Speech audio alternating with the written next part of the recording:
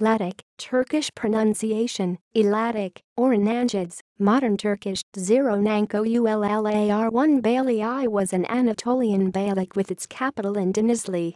It was one of the frontier principalities established by Oghuz Turkish clans after the decline of Seljuk Sultanate of Rûm. Its name derives from that of Laodicea on the Lycus.The current Turkish province of Denizli was named the Sanjak, sub-province, of ʻladic till the early years of the Republic of Turkey. Its rulers are listed below, see also. List of Sunni Muslim dynasties. References